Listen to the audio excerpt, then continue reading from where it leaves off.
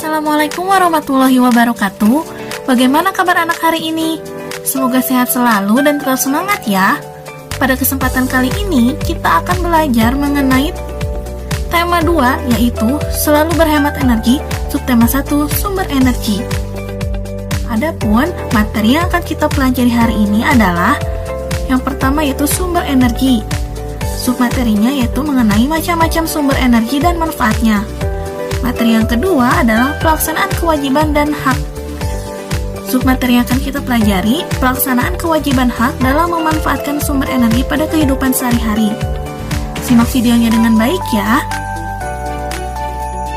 Materi pertama yaitu sumber energi. Kita akan mulai belajar mengenai macam-macam sumber energi dalam kehidupan. Hal ini akan membuat kita lebih mengerti dan bijak dalam memakai beragam sumber energi dalam kehidupan sehari-hari. Macam-macam sumber energi. Yang pertama yaitu energi matahari, kedua energi air, ketiga energi angin, keempat energi listrik, kelima minyak bumi.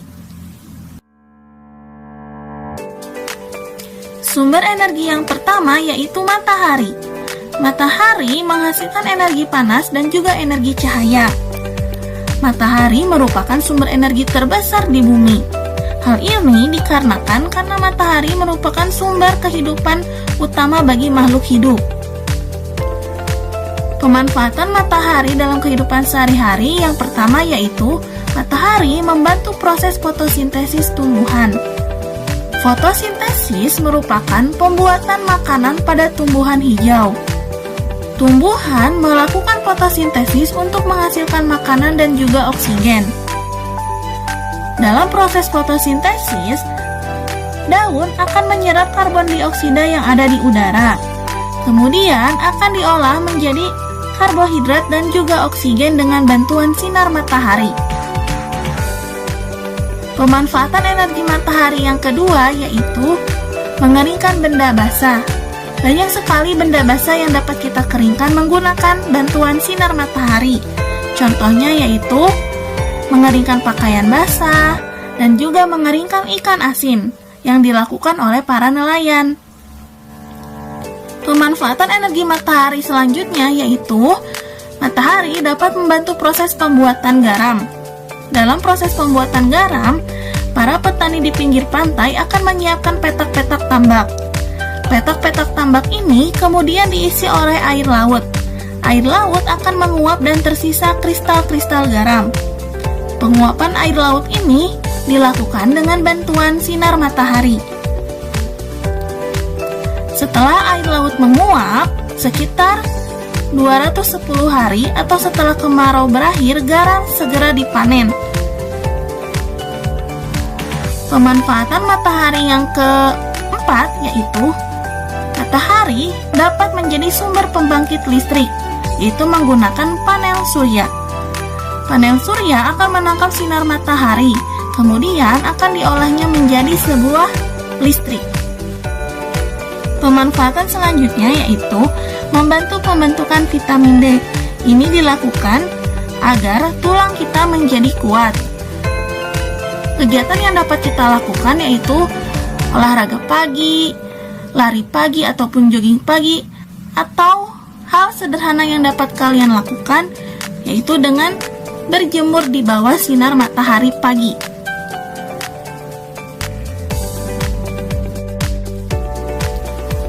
Sumber energi yang kedua yaitu air. Air merupakan salah satu sumber energi. Tubuh kita membutuhkan air untuk beraktivitas. Tidak hanya manusia, tumbuhan dan hewan juga membutuhkan air. Selain diminum, air juga dapat digunakan untuk memasak, mencuci, mandi, dan lainnya. Air juga dapat dimanfaatkan sebagai sumber energi listrik, salah satunya dengan menggunakan kincir air. Pemanfaatan energi air yang pertama itu membantu mengairi sawah. Kedua yaitu memenuhi kebutuhan sehari-hari seperti mencuci piring, mencuci baju, ataupun mandi. Ketiga yaitu sumber air minum bagi makhluk hidup.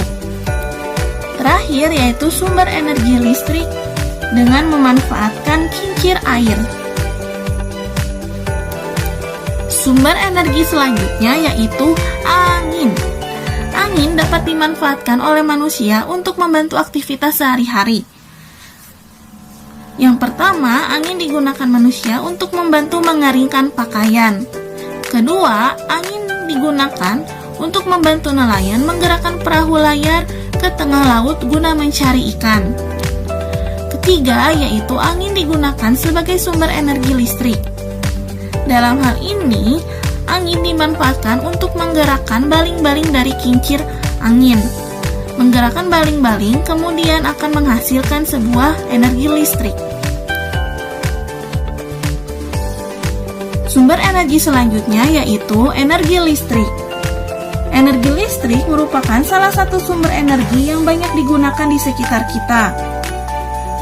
Listrik merupakan sumber energi yang membantu kita melakukan aktivitas sehari-hari.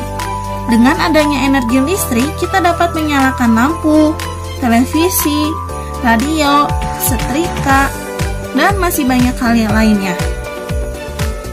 Kita semua berhak mendapatkan listrik. Kewajiban kita adalah menghemat penggunaannya. Sumber energi selanjutnya yaitu minyak bumi. Kita sebagai warga negara mempunyai hak untuk memanfaatkan minyak bumi dalam mendukung aktivitas sehari-hari. Namun, di sisi lain, kita juga mempunyai kewajiban untuk menghemat penggunaan minyak bumi. Minyak bumi merupakan sumber energi yang tidak dapat diperbaharui, karena proses pembentukan minyak bumi membutuhkan waktu yang lama, bisa mencapai jutaan tahun. Permintaan untuk minyak bumi dari tahun ke tahun terus bertambah. Sebaliknya, ketersediaan minyak bumi dari tahun ke tahun terus mengalami penurunan. Dengan semakin langkanya persediaan minyak bumi, pemerintah menghimbau setiap warga negara untuk menggunakan minyak bumi secara bijak. Adapun penggunaan minyak bumi dalam aktivitas sehari-hari, salah satunya yaitu sebagai bahan bakar kendaraan, berupa bahan bakar kendaraan motor, mobil, pesawat, maupun kapal laut. Sekarang kita lanjut pada materi yang kedua, yaitu pelaksanaan kewajiban dan hak. Pelaksanaan kewajiban dan hak dalam memanfaatkan sumber energi pada kehidupan sehari-hari.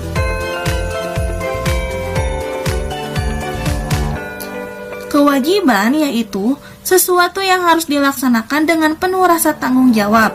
Sedangkan hak adalah segala sesuatu yang harus didapatkan oleh setiap orang. Kewajiban dalam memanfaatkan sumber energi. Pertama-tama, kalian perhatikan contoh gambar yang akan Ibu berikan ya. Menurut kalian, apakah perilaku orang tersebut mencerminkan kewajiban dalam memanfaatkan sumber energi? Ya, jawabannya adalah tidak.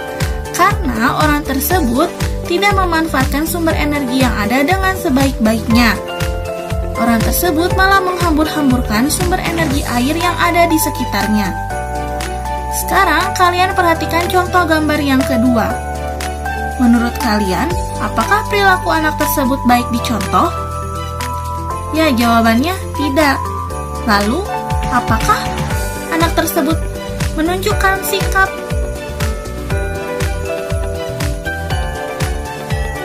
Lalu, apakah anak tersebut mencerminkan kewajiban dalam memanfaatkan sumber energi? Ya, jawabannya tidak. Karena anak tersebut menyalakan televisi ketika dia sedang tidur.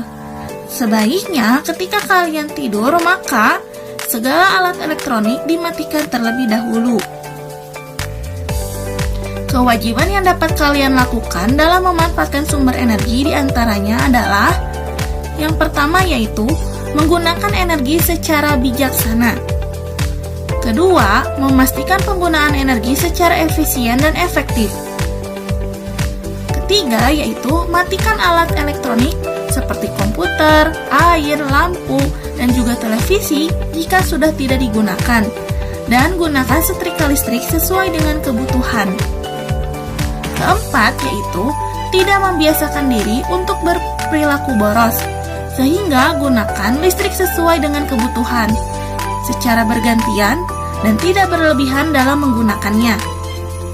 Kelima yaitu matikan lampu dan peralatan elektronik saat tidur. Keenam, menghemat penggunaan energi.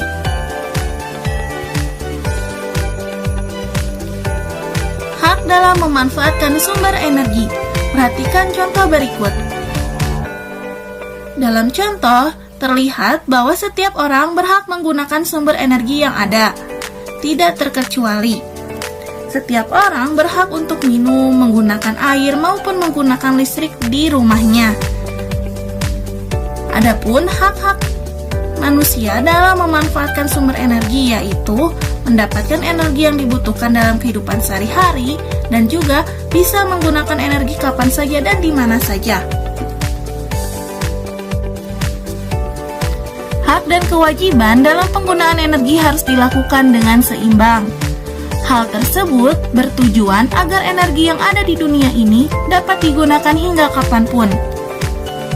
Apabila hak dan juga kewajiban tidak dilaksanakan secara seimbang, hal tersebut akan menjadi sebuah kekacauan. Semoga materi yang Ibu berikan bermanfaat untuk kalian ya.